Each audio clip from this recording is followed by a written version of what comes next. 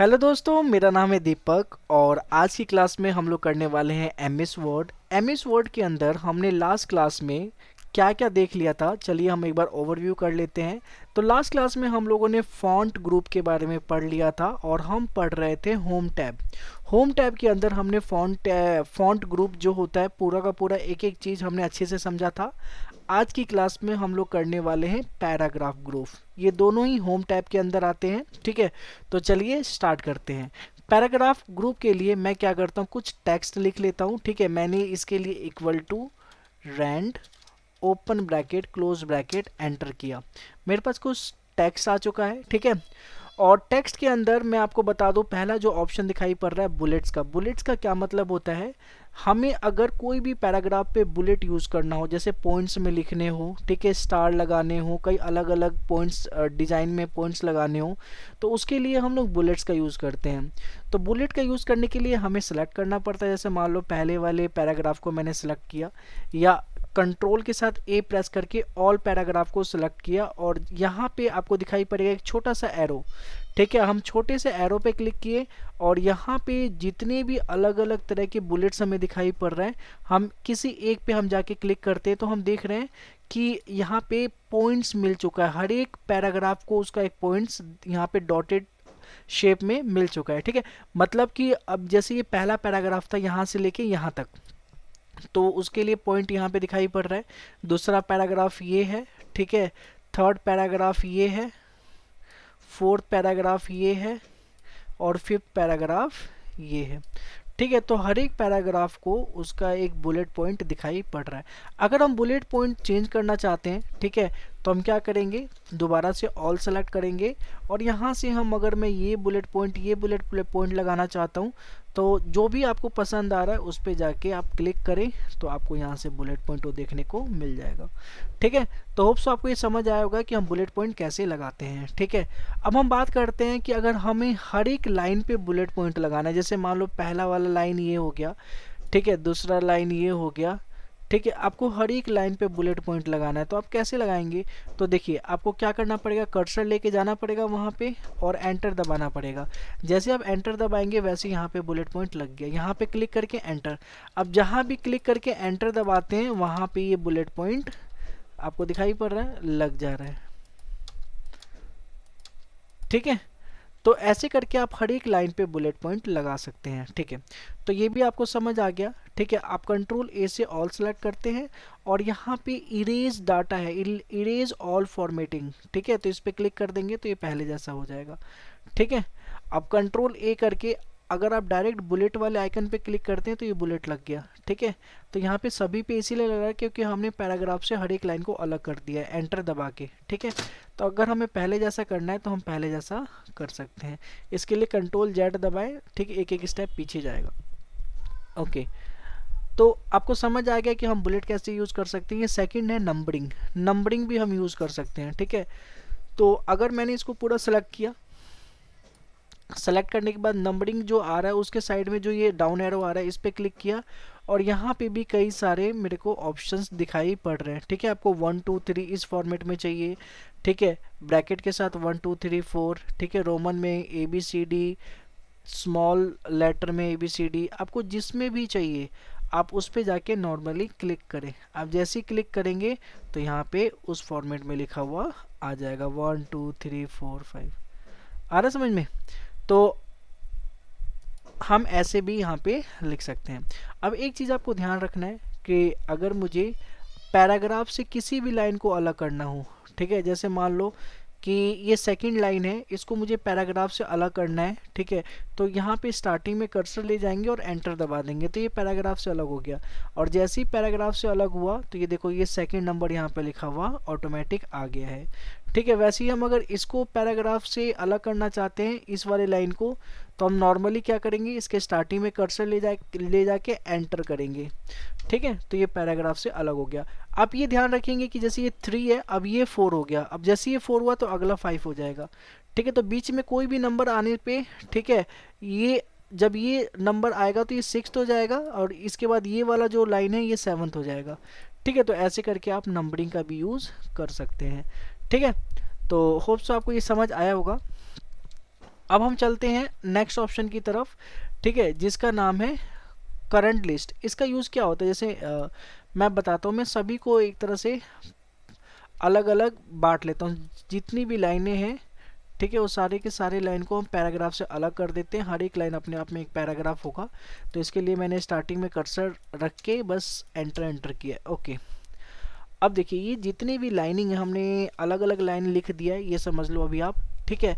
अब मैं चाहता हूँ कि जो ये फर्स्ट वाला लाइन है और ये जो सेकंड लाइन है, ठीक है, तो सेकंड लाइन पहले लाइन का सब पार्ट अगर मैं बनाना चाहता हूँ, मतलब फर्स्ट का ए और बी, सेकंड और सेकंड और थर्ड लाइन जो है ना, इनको फर्स्ट वाले लाइन का मैं क्या बनाना चाहता हूँ, सब पॉइंट। तो मैं क्या करूँगा, इन दोनों को ही सिलेक्ट करूँगा, या पहले एक को सिलेक्ट करेंगे, ठीक है। मान लो मैंने सेकंड लाइन को सिलेक्ट किया, और सेलेक्ट ना भी करें तो आप स्टार्टिंग में बस कर्सर को रख दे, और आप अपने टैब जो बटन है, ठीक है, आपको दिखाई पड़ेगा कीबोर्ड के अंदर जो टैब बटन है, ठीक है, कैप लॉक के ऊपर होता है, आप उस पर क्लिक करें। अब जैसे उस पर क्लिक करेंगे तो देखिए फर्स्ट वाले लाइन का ये ए पार्ट बन गया, ठीक है, फर्स्ट वाले लाइन का ये ए पार्ट बन गया। वैसे अगर मान लो कि सेकंड को भी मेरे को फर्स्ट वाले का ही सेकंड पार्ट बनाना है, तो इसके स्टार्टिंग में कर्सर रखना है और टैब दबाना है, ठीक है, तो ये फर्स्ट वाले का सेकंड पार्ट बन गया, ठीक है। तो ये सेकंड पार्ट बन गया, तो अब ये जो ये लाइन है ये हमारा सेकंड पॉइंट हो जाता है, ठीक है। अब मान लो कि थर्ड जो लाइन है इसको सेकंड का सब पॉइंट बनाना है, तो इस पर मैंने कर्सर रखा, ठीक है। कर्सर रखने के बाद अब मैं क्या करूँगा, एक बार मैंने कर्सर रखा और टैब दबा दिया, ठीक है। तो अगर मैं टैब दबा देता हूँ तो देखिए सेकंड का ये पॉइंट बन गया, ठीक है। तो जिस भी लाइन यहाँ पे हमें दिखाई पड़ रही है, ठीक है, उस पर बस मुझे रखना है, ठीक है, और टैब दबा देना है, तो उसका ये सब पॉइंट बन जाएगा। तो जिसको भी मैं सब पॉइंट बनाना चाहता हूँ मैं उसको सब पॉइंट बना सकता हूँ, ठीक है। तो ये हमारा थर्ड ऑप्शन कुछ ऐसा ही था, ठीक है, थर्ड ऑप्शन जो आपको दिखाई पड़ रहा है। तो यहाँ पे आप क्लिक करेंगे तो आपको दिखाई पड़ेगा पॉइंट सब पॉइंट, ठीक है। आप इसमें रखना चाहते हैं तो इसमें रख सकते हैं, जिसमें भी आप अलग अलग में रखना चाहते हो, इसमें रखना चाहते हो इसमें रख सकते हो, ठीक है।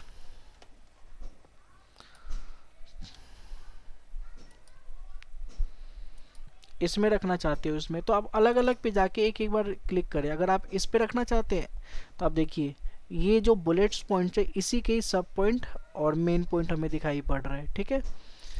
अगर आप इसमें रखना चाहते हो तो इसमें रख सकते हो, इसमें रखना चाहते हो इसमें रख सकते हो, ठीक है। तो आप अपनी मर्जी से जिसमें भी रखना चाहते हो उसमें रख सकते हो। ओके, तो हमें ये समझ आ गया, ठीक है, हम लोग कैसे बुलेट पॉइंट्स का यूज़ करते हैं, नंबरिंग का यूज़ करते हैं, ठीक है, और यहाँ पे लिखा मल्टी लेवल लिस्ट का यूज़ कैसे करते हैं, ठीक है।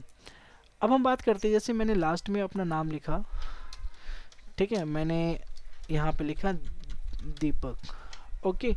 अब मुझे इसको सेंटर में रखना है, ठीक, कोई भी हेडिंग को हम लोग सेंटर में लिखते हैं ना, तो मान लो इसको मुझे सेंटर में रखना है, तो मैं क्या करूँगा, आपको यहाँ पे दिखाई पड़ रहा होगा सेंटर, ठीक है, तो इस पर मैं क्लिक करूँगा, ठीक है, तो ये सेंटर में आ गया, ठीक है, और इस पर क्लिक करूँगा तो राइट साइड में चला जाएगा, ठीक है। तो आप नॉर्मली किसी पे भी क्लिक करें, जैसे मैं सेंटर पे क्लिक किया, ठीक है, और दोबारा सेंटर पे क्लिक करेंगे ना तो ये लेफ्ट साइड में अपने पहले वाले पोजीशन पे आ जाएगा। अगर मैं राइट साइड में क्लिक किया और दोबारा इसी पे क्लिक करूँगा तो अपने स्टार्टिंग पोजीशन पे ये आ जाएगा। तो मैं किसी भी पोजीशन पे लेके जाना चाहूँ मैं नॉर्मली उस पोजीशन पे लेके जा सकता हूँ, ठीक है। तो इसका शॉर्टकट की भी है, अगर मुझे सेंटर में लेके जाना है तो देखिए कर्सर आपका स्टार्टिंग में भी हो, बीच में हो या लास्ट में हो, कहीं पे भी कर्सर हो सकता है। आप कर्सर से ना घबराएं, ठीक है, कर्सर कहीं पे भी रख दे और कंट्रोल के साथ ई प्रेस करें, तो जैसे ही आप कंट्रोल के साथ ई प्रेस करेंगे तो ये सेंटर में ये चला जाएगा, ठीक है। और जैसे ही कंट्रोल के साथ एल प्रेस करेंगे तो ये लेफ्ट साइड में चला जाएगा, और कंट्रोल के साथ आर प्रेस करेंगे तो ये राइट साइड में चला जाएगा, ठीक है। मैं ये कंट्रोल के साथ ई प्रेस करता हूँ और इसको सेंटर में रहने देता हूँ, ठीक है। ओके, अब हम बात कर लेते हैं, ये हमने देख लिया सेंटर में कैसे लेके आते हैं, राइट साइड में कैसे लेके आते हैं, ठीक है। अब हम बात करते हैं इसके, ठीक है, लाइन एंड पैराग्राफ स्पेसिंग। ये क्या होता है कि जैसे कि मैं क्या करता हूँ, इसको नॉर्मल कर लेता हूँ। नॉर्मल के लिए कंट्रोल के साथ ए प्रेस करूँगा और ये जो आपको लिखा हुआ है कि फॉर्मेटिंग, ठीक है, ऑल फॉर्मेटिंग, क्लियर फॉर्मेटिंग, इस पर क्लिक करूँगा। ठीक है, तो ये नॉर्मल पहले जैसा हो गया है। ठीक है, अब मैं चाहता हूँ, ठीक है, कि जो ये दो लाइन है उनके बीच का गैपिंग बढ़े। जितने भी यहाँ पे सेलेक्टेड, जिसको भी मैं सेलेक्ट करूँ, उनके बीच का जो गैपिंग है, दो लाइन के बीच की जो गैपिंग है वो मैं बढ़ाना चाहता हूँ, इंक्रीज करना चाहता हूँ। तो इसके लिए मैं क्या आऊँगा, यहाँ पे आऊँगा और यहाँ पे जिस पे जैसे जैसे मैं आगे आगे कर्सर करता रहता हूँ, तो देखो आप स्पेस देखोगे, दो लाइनों के बीच का जो स्पेस है ये क्या हो गया है, ये बढ़ रहा है। ठीक है, तो आपको अगर 2.5 पे रखना है तो 2.5 पे आप रख सकते हो। तो आप देखोगे पूरा आपने सेलेक्ट किया था ऑल सेलेक्ट, तो सभी के बीच का जो स्पेस है ये बढ़ गया है। अब मैं कंट्रोल ए कर लेता हूँ, ठीक है, और 2.0 1.15, ठीक है, 1.15 पे क्लिक करता हूँ।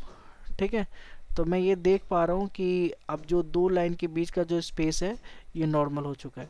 ठीक है, तो होप सो आपको ये समझ आया होगा कि हम कैसे दो लाइन के बीच के स्पेस को बढ़ा सकते हैं। ठीक है, ओके। अब हम बात करते हैं align, left align, right align. ये जो होता है इसको कहते हैं डिक्रीज इंडेंट और इंक्रीज इंडेंट।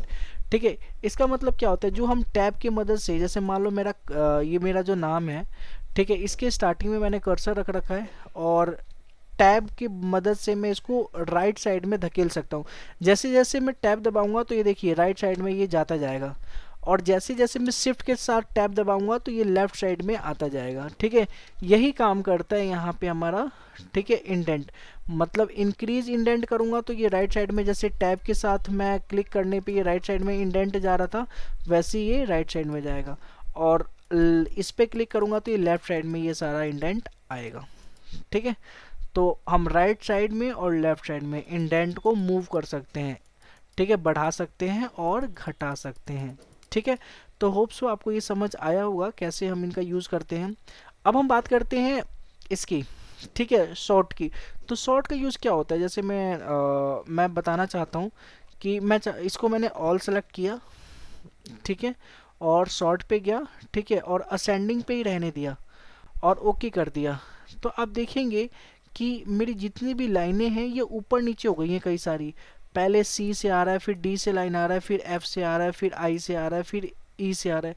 मतलब कि अगर हम असेंडिंग ऑर्डर में जितनी भी पैराग्राफ है उनको कन्वर्ट करना चाहते हैं तो देखो ये सारे के सारे ऑर्डर में, मतलब असेंडिंग ऑर्डर में आ गया। पहले ए से आएगा, फिर बी से आएगा, फिर सी से, जितने भी पैराग्राफ है वो असेंडिंग ऑर्डर में है। वो देखा जाए तो अल्फ़ाबेटिकली असेंडिंग ऑर्डर में कन्वर्ट हो चुका है।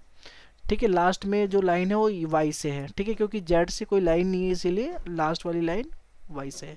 अगर हम मान लो कोई नाम लिखते हैं, जैसे मैंने कुछ अपने और अपने फ्रेंड का नाम लिख रहा हूँ मैं, जैसे मैंने लिखा दीपक, रोहन, कपिल, मयंक, सुहेल, कविता,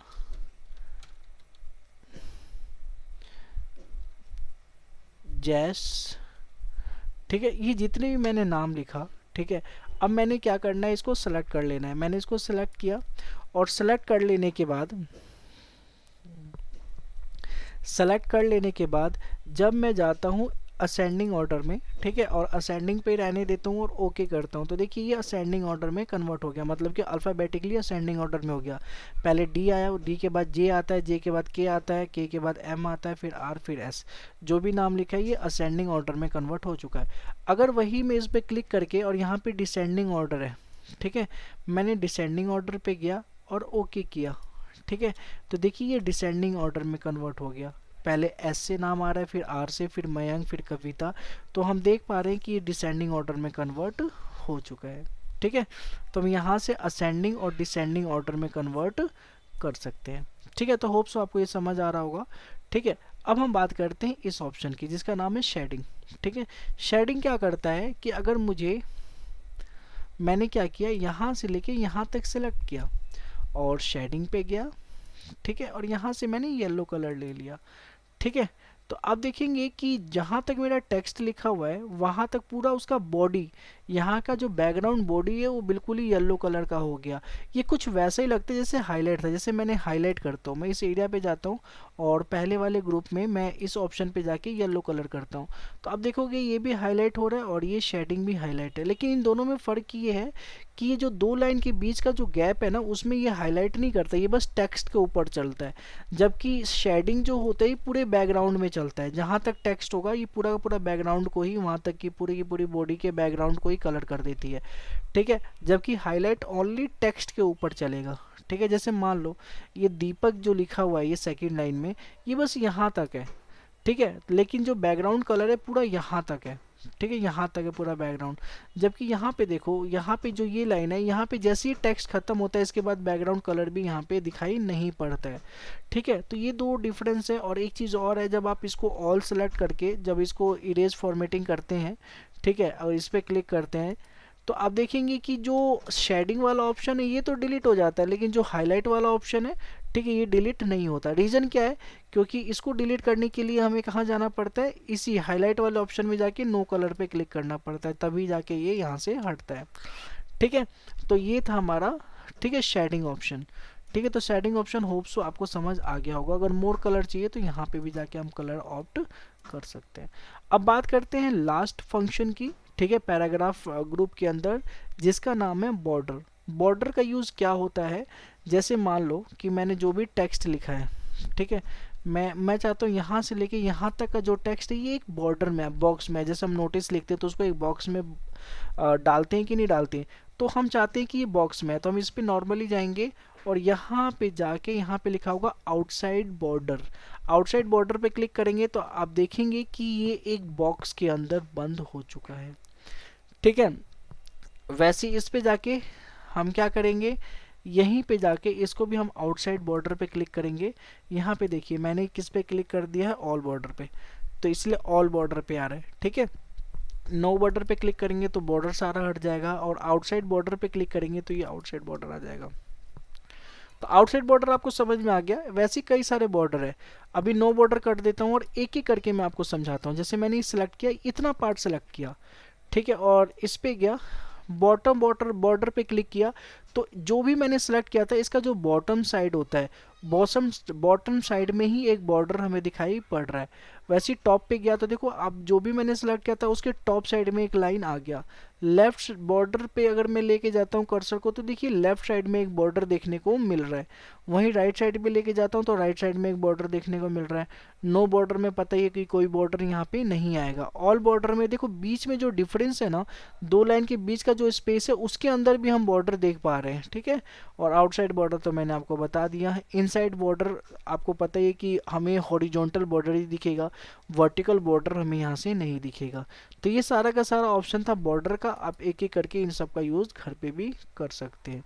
तो ये था हमारा पैराग्राफ ग्रुप। होप सो आप लोगों को समझ आया होगा।